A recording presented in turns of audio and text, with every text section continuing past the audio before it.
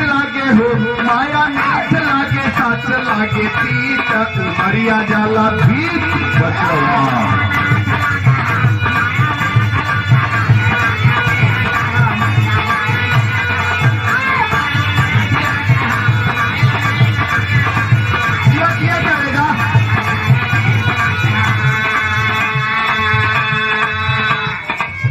बहुत ध्यान से भोजन करे वाले भाई प्रसाद ग्रहण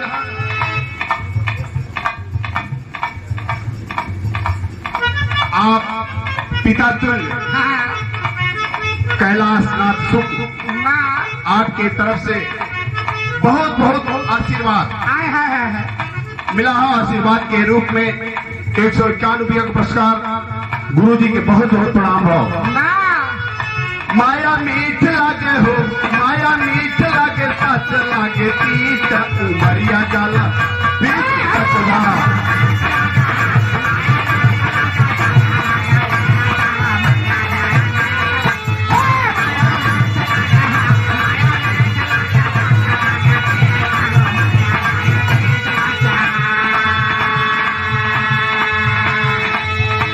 जब जीव वहां से आए 9 महीना माता जी के गर्भ में रहा कुल वापन वादा के हैं, लेकिन जब धरती पर आई गए जन्म ले गए लाल ते हम माया में भुलाई गए बाबू। सब कुछ भुलाई गए कि जब वहां चलन बड़ा भजन करब बड़ा प्रवचन करब, लेकिन यह माया में हमार लड़कियां हो हमार मेहर हो हमार बाबू है। एक अनुभव हम अपन बताए थे सचों में बता दा।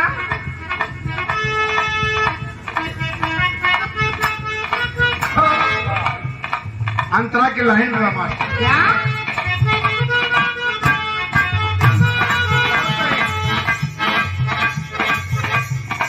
भूल गईला भजन मानो तन पवला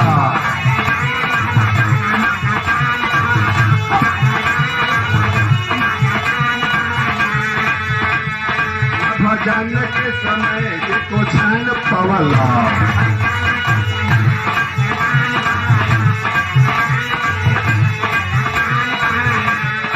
भूली गईला भजन मानो तन पवला न भजन के समय एक छन पवला। यह माया यह हो यह माया नहीं हो कोई नहीं उमरिया जल बचवा।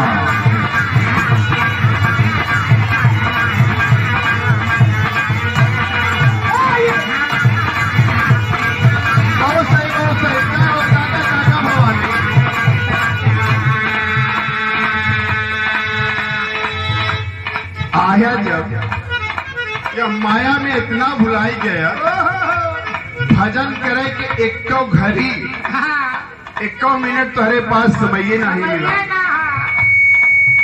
1 भी मिनट अगर वो प्रेम लग हो तो डोर लग हो प्रभु से कि जीवन धन्य हो। अगले कड़ी में का मास्टर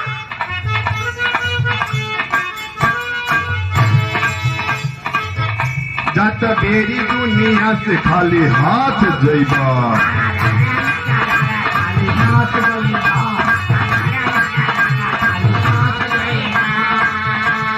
धर्म कर्म के गठरिया केवल साथ जइबा।